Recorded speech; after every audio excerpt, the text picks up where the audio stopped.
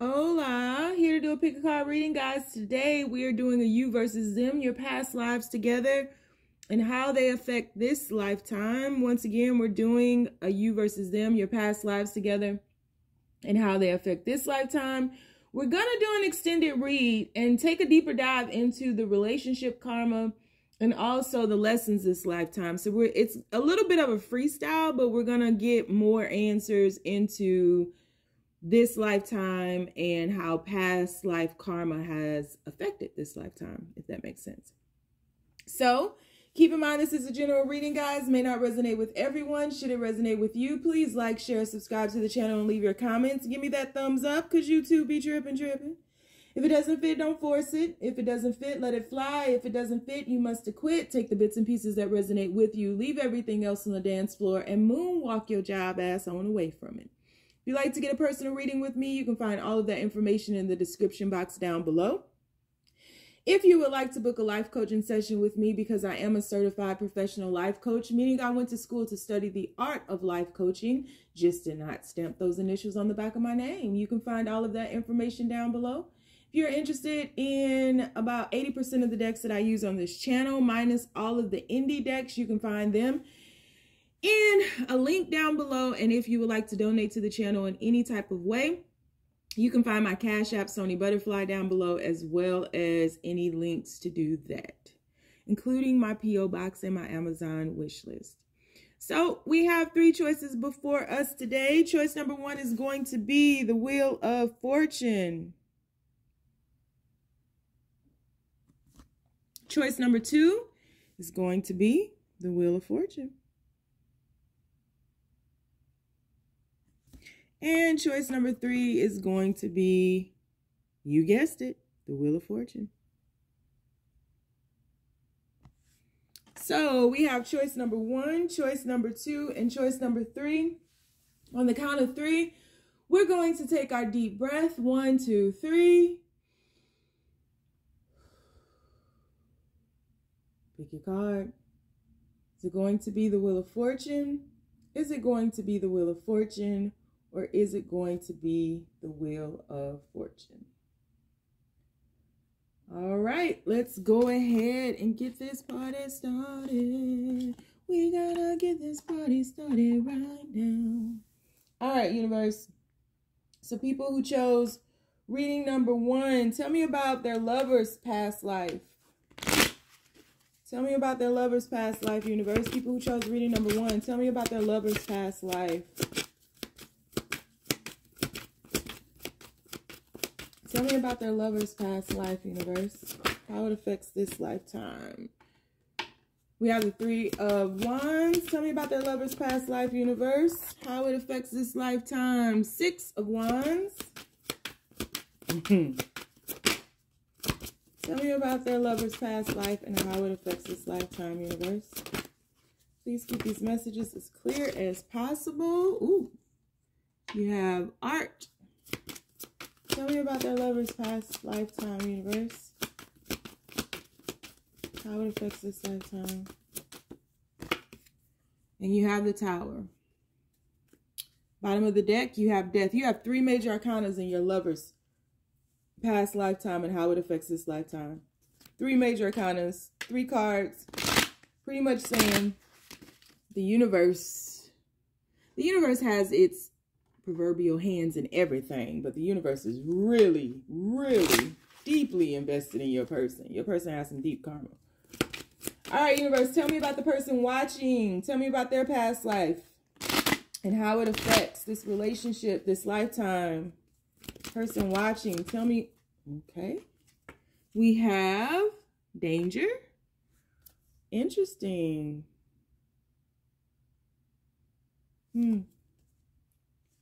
All right.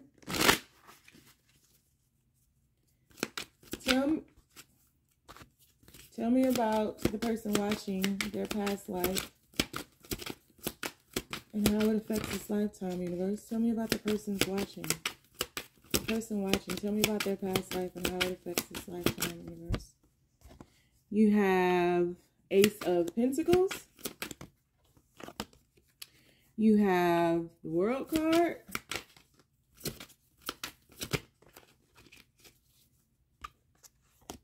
And you have the Moon card. Interesting. You have 3 major arcanas. That is interesting. 4 major arcanas. So your person has 3 major arcanas and you have 4 major arcanas. And you both on the bottom of the deck have major arcana. That's crazy. Okay. Your person's past lifetime. Both of you all were very reckless in life. It was almost as if I feel like neither one of you feels comfortable in this physical world. You feel more comfortable in the spiritual realm. And so starting with your person would do things, right? Your person would have this idea in their mind. They were a creator of sorts. This was someone who saw creations all the way through, right? Thoughts become things, consciousness precedes form. So your person was a protector of like the law of manifestation or the law of attraction. Like your person was one of the, not creators, but one of the almost test subjects of the law of attraction or the law of manifestation. Your person was one who could teach it to others, right? That was, and they could very well be a teacher of sorts, but they were one who was able to communicate to other beings, other humans, whatever planet y'all was on. They were able to clearly communicate how to bring consciousness into form, right?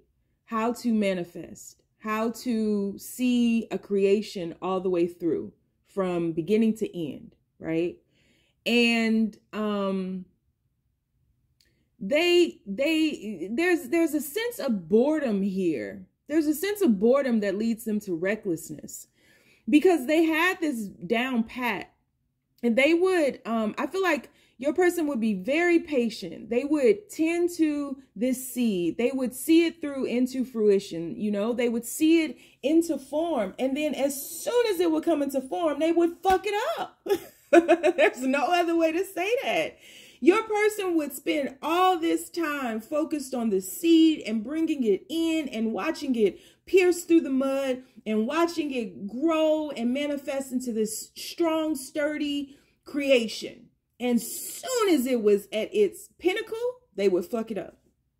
They would become confused. They would become reckless. They would begin to be like, look at me, look at me, look at what I created, instead of maintaining that connection to the creation, the connection to the source of it all, understanding or understanding that they were co-creating. And so your person is a very spiritual person.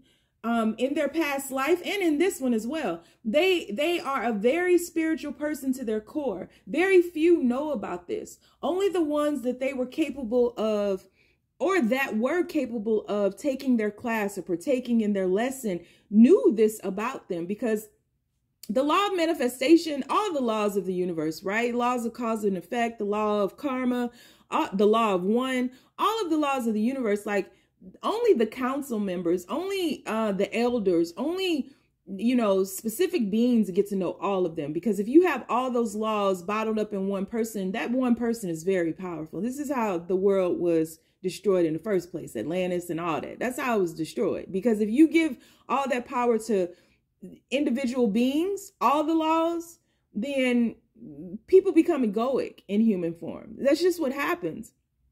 Your person was one of the people who knew one of the laws, who took it to the extreme. And when it manifested and it was great, your person was very egoic. And what happened was your person got tangled into a journey of despair, a journey of battling their ego. And they, you know, they would create, they would become egoic, create, become egoic, create, become egoic, reckless as fuck. The balance was no longer maintained between the spiritual realm and the physical realm. And because of this, everything went to shit. And so in your person's life, this lifetime, part of the karma that they are having to balance out is the fact that they know the right thing to do. And when I say right thing, I'm not talking about this situationship at all. This person is very aware of spiritual knowledge, spiritual balance, the laws of the universe. This person knows how to consciously manifest. This person has had a life to where they have built it up and they've created all of this wealth and gotten all of these things, and they've attracted a lot to them. But then when it all came to them, instead of giving gratitude and being thankful and giving back, and your person started showboating and being egoic and like, look at me, and taking, people's adoration and people's jealousy, like they fed off of that. That became supply for them, and it fed their ego and inflated their ego, which has sent your person into this cycle of insanity, and they lost it all. They lost it all because your person was not balanced still. Your person is a very good attractor and a very good creator and a very good co-creator with the universe. But it's not until your person steps into their spiritual purpose that they and stay there, that they truly get out of this karmic cycle that they're in, because they have known the balance before, but their duality took them outside of the balance, which caused everything to come crashing down. And that's their past life karma. Whew, this is going to be a long video. Your past life karma, or your past life, you were a bit of the same. You were a bit of the same, except you were more spiritual. So yours is vice versa. Your person became more worldly. You became more spiritual. Together, you guys create Voltron. Together, y'all are the perfect match. You're the perfect balance for one another. And that's what's still playing out in this lifetime. So as your person is having to transform into the spiritual and transform into the balance of it all, I feel like your person, their sudden death came by way of, they've had past lifetimes where they committed suicide because they lost everything. They've had past lifetimes where they've gotten killed because they've stolen to try to reattain everything quicker, not believing in their power anymore, deep depression. They've been in insane asylums. Your person might have mental illness now, things like that. We'll have to dive deeper into the extended because these are going to be quite long today. Okay. So your past life is pretty much the same, but on the flip side, yours is a spiritual. You did not mesh well with the physical world. And you were like a high priestess or something. You were something to the extent of high priest, high priestess in a temple. You spent a lot of time in nature. You spent a lot of time in gratitude. I feel like you governed over some law of nature. You governed over maybe the wind or some elements. It's something with elements that's very strong, very powerful with you. You still have that power too. I don't know if you talk to trees or you hear things in the wind, or there's something about you being out in nature where you can talk to animals or speak to flowers or trees, or if when you were younger, you used to create like flower necklaces or flower headpieces or crowns or something. There's something about you and nature and you being able to govern nature and all of its inhabitants that reign supreme in you. There's something very peaceful, very trusting, very innocent, very spiritual.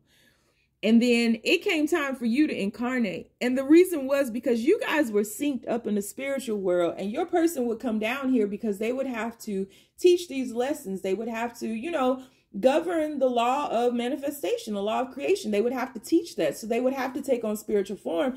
And I feel as though you were supposed to be the guide behind them. And something intrigued you about them being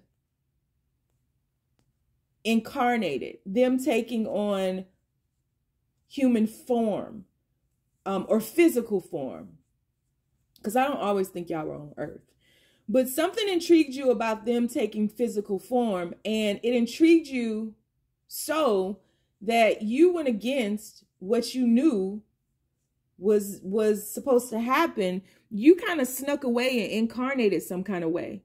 You snuck away because you were your person's guide. You were like a guide in the spiritual realm. You were to assist them, to help them become grounded, balanced. As your person became more and more egoic, you took it upon yourself to incarnate, and you weren't prepared. You were ill prepared for that.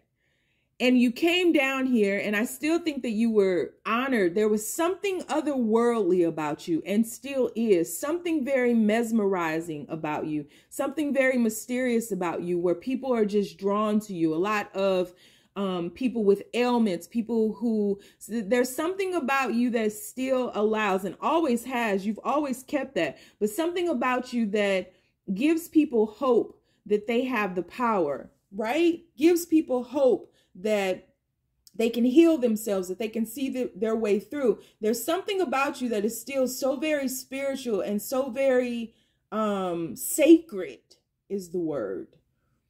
And you incarnated down here, and you have no business here. You incarnated down here trying to save your person. You incarnated down here because your person's stories, just that adventure got to you. You were like, it won't be so bad. I can go down there. I can save them. I can bring them back. We could have a funky good time. We could live down there together. And you got down here and your person didn't want your ass. So there was a lot of rejection because your person was in their ego. And you all got tangled up in this mess. I'm going way too far with this, but like I can't stop. You all got tangled up in this mess because your person was in their ego and you weren't even supposed to be here. And so it was almost as if your person didn't recognize you when they were imbalanced. And that hurt you. And your pain and all these emotions that you started to feel started grounding you and anchoring you to this world. And you started running into a lot of dangers and a lot of ills in this world, looking for the love and affection from your person, the sacredness of this union in others. And you started realizing that this ain't a great place to be. Like, what was my lover talking about? This is not fun at all. And you became more and more anchored because people started cleansing themselves through you, and people started being parasitic to your energy, because you were never supposed to be down here, never supposed to, when I say that, I'm talking about before time was time. You were not supposed to take this cycle, but your free will allowed you to come into this physical form and take this on. And so you spend this lifetime wanting your person's love and affection and validation and looking for this connection in others, because this person is still rejecting you, or up until now has rejected you, because your person is still caught up in their ego. I hope y'all are following me. So yeah. And you spend a lot of time alone, and every time you all transform and die and go back to the spiritual realm, you're together, and there's a lot of love and sacredness. And then now you're just stuck in a cycle where you have to keep doing it because you guys keep creating this karmic like debris. And you're longing for your person to get it right, because you are sending your person the energy of, you have the power to break free from this. Remember who you are. And I feel like they're on the precipice of it finally, but your person is really in their ego. Really, like your person loves, like it's almost like a drug for them, the attention of others. Your person loves it. The validation that they feel they receive from others. Your person is lost and has forgotten who they are. You have not forgotten who you are, but you stuck chasing a fool who didn't forgot who they were.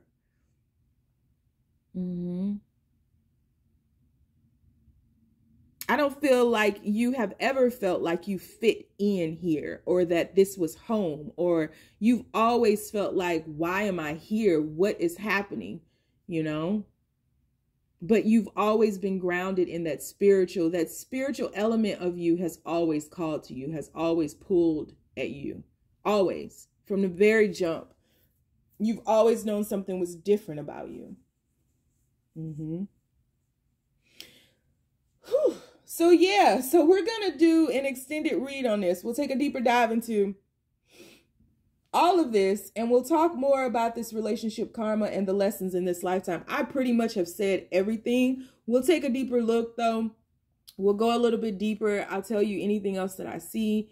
And if you want to follow me over to the extended, the link is down below. If you want to follow me on TikTok, where I do almost daily readings, the name is The Red Pill Pusher. On Facebook, it's The Red Pill Pusher on Facebook, I have a group called the Braveheart Experience. And on Instagram, it's The Red Pill Pusher with 2 H's and a push. If you don't want to follow me nowhere because you know my ass is lost too, you ain't gotta. Stay down, y'all. It's a marathon. All right, reading number 2. Whoo, reading number 1 took a long time. I did not see that coming, but I should have. All right. So, universe, read number 2. Tell me about their past lives together. Tell me about their past lives together and how it affects this lifetime. Tell me about their past lives, universe. We have the 4 of Wands. Tell me about their past lives, universe, how it affects this one. We have the Hierophant. Tell me about their past lives, universe, and how it affects this one. We have the 10 of Swords.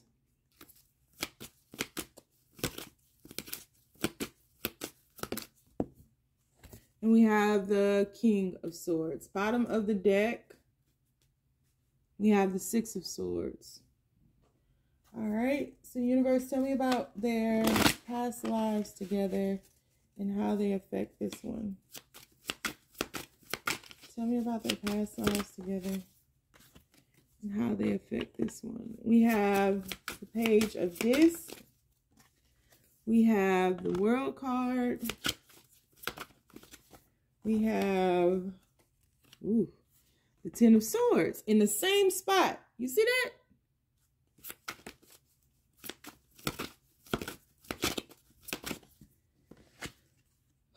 And we have the 5 of Discs. Bottom of the deck, Queen of Cups. So, past lives together and how this affected and how it affected this one. So your person, this one kind of goes together. I kind of don't even see it separate. You and your person, this could have been like, this was some type of forbidden love, whether it was same sex, whether it was 2 families that didn't like each other, like Romeo and Juliet, whether it was racial, whatever separated you all, class, whatever separated you all met by chance. I feel like you and your person were like traveling somewhere and you all met by chance. And I feel like your person was set in a previous life. Their life had been set up for them. It was almost as if they were a prisoner, feeling like your person may have been meant to go towards a ministry or a monastery or something like that, a convent. Like your person was meant to do something kind of spiritual, religious more so. But their plan was set out for them, and there was something that triggered them about meeting you that kind of made them want to do something else, made them want to choose something else. But your person was like following in their parents' footsteps or something. It was already mapped out. Whatever their father, I'm feeling more so they might have a very weird connection with their father where there's a lot of honor and a lot of respect outwardly, but inwardly maybe they have told you like how they truly feel about their parents or their father or something, or their parents are overbearing or something like that. And so I feel like your person's life was mapped out for them. It was set up for them, and through meeting you, it kind of changed things. And I feel as though you were more so of a traveler in this life that I'm seeing. You were more so a traveler. You were more so someone who was studying things. You were trying to figure things out, and you all met on a chance meeting. Very much your person was very restrained in this lifetime that I'm seeing, whereas you were very much a free spirit. You were allowed to discover yourself, to, you know, do whatever it was that you wanted. And I feel as though the entanglement that happened when you all crossed paths and were unable to be together. One, you didn't live within a vicinity of each other, like a distance where you all could travel and see each other a lot. But two, I feel like you were moved. You were kind of pushed on into whatever it is that you were supposed to do because, or not you, your person, because your person didn't have a voice. Your person was unable to say what it was that they really wanted. They didn't have a choice either. Your person, it was like they were forced. This was their life was forced upon them. Their path was forced upon them. This experience in this lifetime was forced upon them. They didn't have a choice, whether it was cultural or whatever this parent or these parents wanted them to do, they had to do that. And there was no getting out of that. Whereas you came from a different realm. I feel like your person came from more so of a city life, and maybe you came more so from the country, from a rural area. Very free, you know, a flower child of sorts. Your path was planned for you, but there was more liberation and more freedom in your path, only because of this separation in class. Like maybe your parents were farmers and their parents were like, you know, judges or councilmen or elders of the city, but they came from the city life and you came from a more rural area, and you all could not be together, period. And so, your person could not say what they really wanted. It wouldn't have been heard. It wouldn't have been taken into consideration. It would have fallen on deaf ears. And so your person has a hard time communicating now because they just feel like, what's the use? Why would I do that? You know, your person was very sad. Both of you all were. And I feel there's a sense of a part of you all died. And so I feel like in this lifetime, you both may be going through like depression and sadness and anxieties. Maybe there have been attempts of suicide. You all don't feel like you fit in your families. You only feel like you've created your own family outside of your blood relatives. There's a sense of disconnection here. Until you find your tribe. And so, your person they've never felt comfortable speaking their mind. That your person might be a writer. Your person might be a poetrist. Your person might be a poet. Your person, a lot of their creative side, a lot of the creative parts of them are hidden. And, I feel like you are much of the same, still a traveler, still a free spirit, but a loner. And both of you all to an extent are afraid. You live more so in fear than in love, because where one is, the other one can't exist. And so there's a lot of fear here. There's a feel of rejection and betrayal. And really the truth of it is not daring to dream, not being able to have the life that you truly want. You know, being able to rise to a certain level and then like being like, I'm nobody, like, I don't want this life. I don't want this person that I'm with. Like your heart calls to one another. And parents are very significant here. The parents are very significant. I feel like your person's parents are very overbearing and very strict. And your parents are the opposite. But I don't feel like either of you are very close to your parents. I feel like you might be close to a mother figure or some type of divine feminine energy in your life. But a lot of people have betrayed you both in a lot of different ways. And I feel like you may have been robbed of your childhood, having to take care of maybe the land or your family or this mother figure here. So there's a sense of wanting to break free, but not wanting to be committed. There's a non-committal energy to this because neither of you, honestly, but I feel like it's different sides of the same coin. Neither of you honestly wants to be told what to do. Neither of you honestly wants to follow, a beaten path. Neither of you.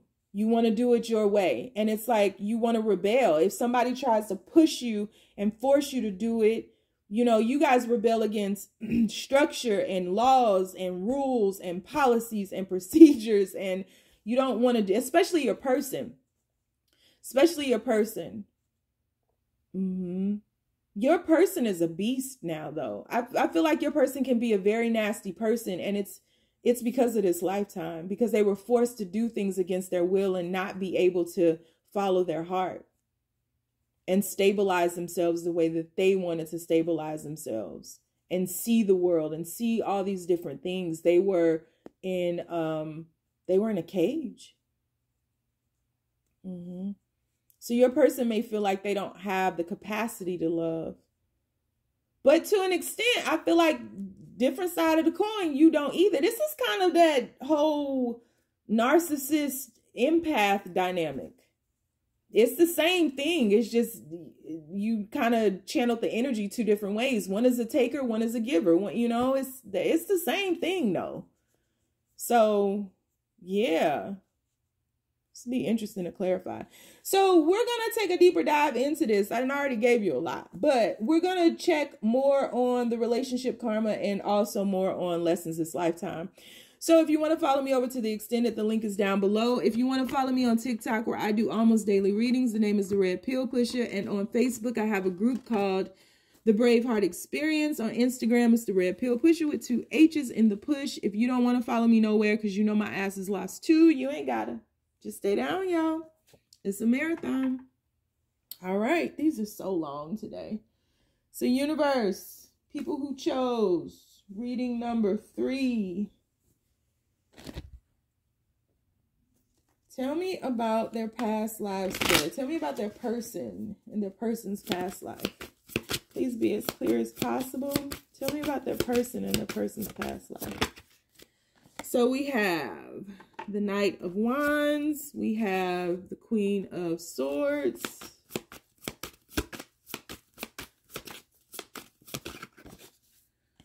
We have the Sun card.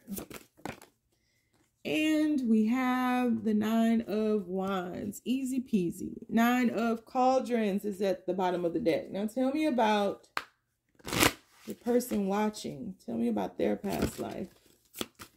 How it affects this lifetime. We have the 6 of Pentacles.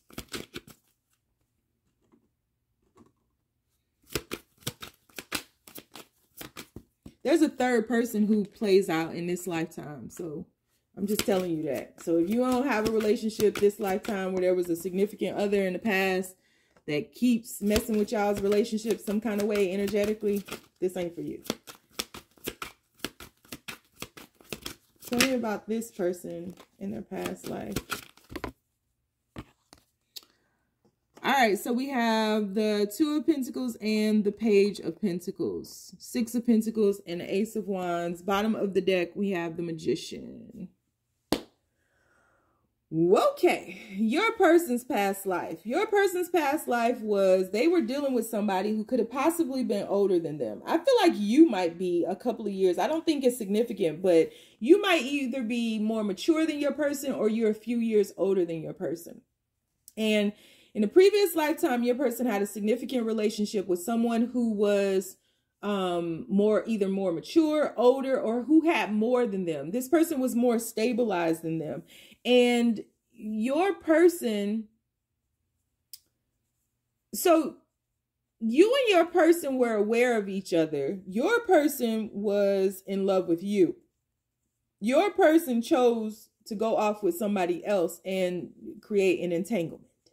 Your person chose to go off and be married to somebody else. They ended up having a child. They didn't know this person. This is so easy. This is the easiest out of all of them. They didn't know this person. Your person was very passionate. Your person's person that they chose was very hardcore. They were very calculated. They could have even been a little bit manipulative. This person had everything planned. They knew how they wanted their life to be, whereas your person was more of a free spirit. Your person wanted to like kind of roam the earth. They didn't want to, they wanted to build with somebody, but they didn't want to build with somebody so harshly, and I feel as though what ended up happening was your person became more like this person that they chose. And once they kept going with it, because I do feel they tried to break free, but they kept going with it. And once this child came, your person created a life with somebody else that they wanted with you. And they've suffered from that. They suffer from that because they look at their life and what have I done kind of thing. Your previous life was, you always had multiple suitors. You always had multiple suitors. You always had a lot of people who were interested in you, and you were very, your sex appeal was very high. People were drawn to you sexually. And you never, there was a sense of you of just not being regular. You didn't want to settle down per se. And you didn't want to have like a traditional type of relationship. You, materially, I feel like you always did well for yourself. You always had enough. You never strived to be rich, but you always had because you gave a lot. And I feel like you have a huge heart. You give a lot of your time and your energy. But when it came to something about lovers, you could be a little manipulative. You were a bit of, a black widow.